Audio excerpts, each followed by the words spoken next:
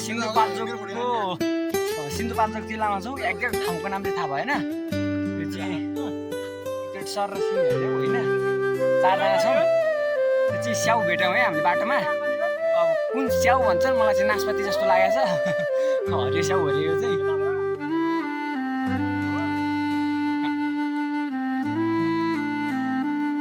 हाम्रो ठाउँ थाहा नभएर यस्तो दिदीहरूलाई सोधिरहेको छौँ।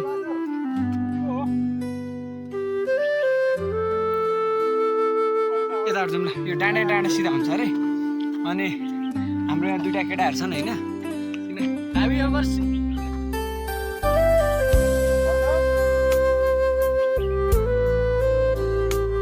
ल दिदी ल।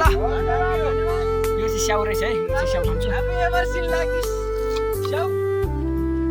सरी गाइस, तर यहाँका मान्छेले स्याउ र नासपाती छुट्याउन आउँदो रहेछ। यो चाहिँ नासपाती हो है। हरियो नासपाती स्वाद थाहा हुँदैन तँलाई? स्याउ हो के? स्याउ नासपाती अर्कै हुन्छ के?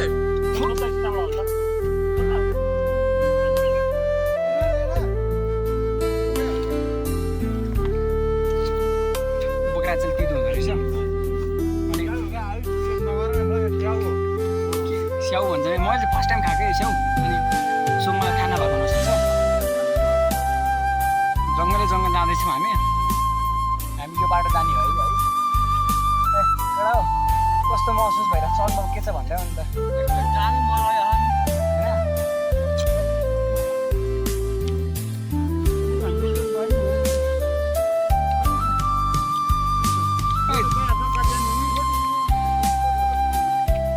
जुका लाग्छ कि यो ट्रेनमा बल्यो।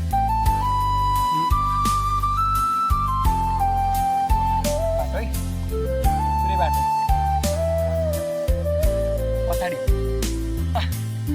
पछाडि हेर्दा पनि डर लाग्ने रहेछ। यहाँबाट पछाडि क्या हेर्दै डर लाग्ने रहेछ। हाम्रो केटाहरू निरन्तर यात्रामा छन् होइन। यो चाहिँ कटुलाएर हिँडेको छ। यसलाई अब गर्मी भयो अरे कस्तो अनुभव भइरहेको छ त बाबालाई? हिँडेको चाहिँ कहाँ हामी चिसापानी फुल नाम भन न। चिसापानी त आज हामी राति बस्ने हो। जाने चाहिँ कहाँ हिँड्यो हामी? यस्ता केटाहरू छन्। खाएको खाना जाने ठाउँ सब बिर्सिन्छन्। अलग भन्दै त कहाँ जाने हो हामी? चिसापानी रिसोर्ट। त्यहाँ त आज हामी राति बस्ने हो। हामी जानु भनेको त भोलि हामी जाने चाहिँ कहाँ हो? के टाइम थियो? झापडाम हिँडेको बाटो धेरै अप्ठ्यारो रहेछ। सुन्दरीजलबाट आउनुपर्ने रहेछ। हामी चाहिँ यता महाकालबारीबाट आयौँ गाडी समातेर। झन्डै 3.5 घन्टा जति गाडीको यात्रापछि फेरि उकालो लाग्दैछौँ। कति टाइम लाग्छ?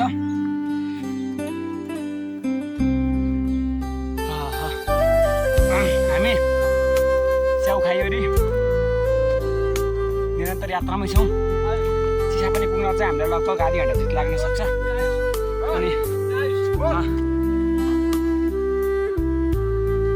त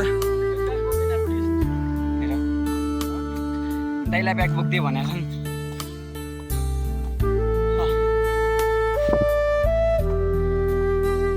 बादलमै आइए जस्तो लागिसक्यो यार मलाई त।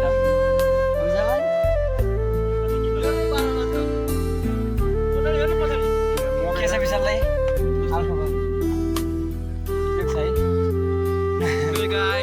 हामी यति माथि आएको छौँ होइन। बादल यहीँ छ कि यहीँ हुँदा नि हेर त्यो डाँडा चाहिँ कति माथि हाइटमा छ। त्यहाँ पुग्नु कति टाइम लाग्छ अझै? हजुर हामी अझ पनि निरन्तर यात्रामा छौँ है। फेरि भेटौँ ल।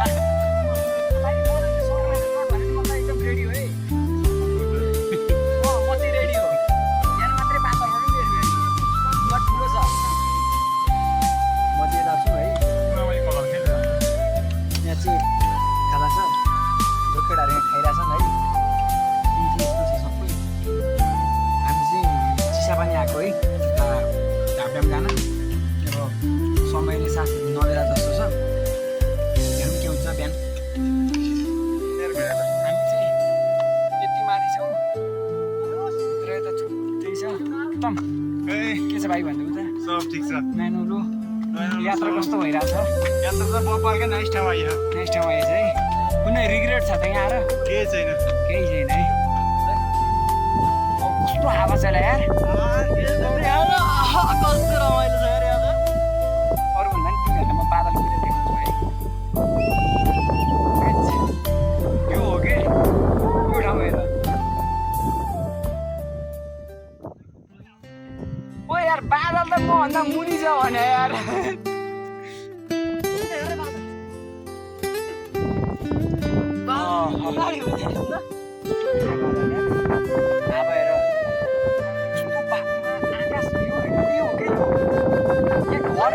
बादलभित्र हर्छ केटाकेटी हो यार कसम भने हेर त फोटोमा यस्तो छ होइन ठाउँ कस्तो छ बादलभन्दा माथि छु कि म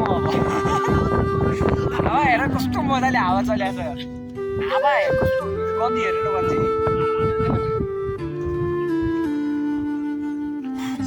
कि यहाँ आइसकेपछिको हेर नेपाल प्राकृतिक थोरै छ भन्छ नि यहाँ आइसके त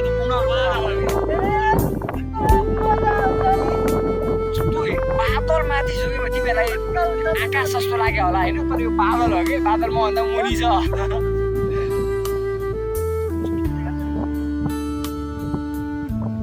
यहाँ उत्तम यहाँ पछाडि बसेर अब यो मान्छेहरू भन्दैछ है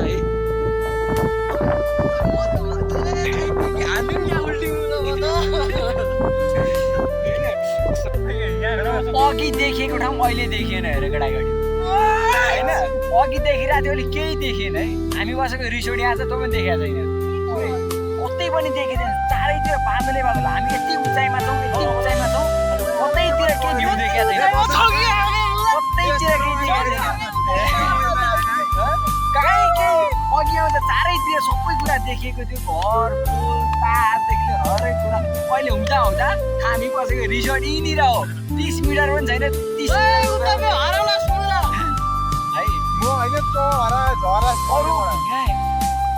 केही देखिँदैन यार के भन्ने पानी पनि परिरहेछ अलिअलि एक्कासी पानी पर्छ एक्कासी रोकिन्छ एक्कासी हुसी आउँछ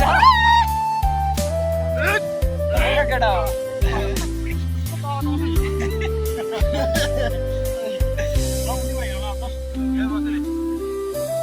पानी पर भिज्यो है मैले पोस्ट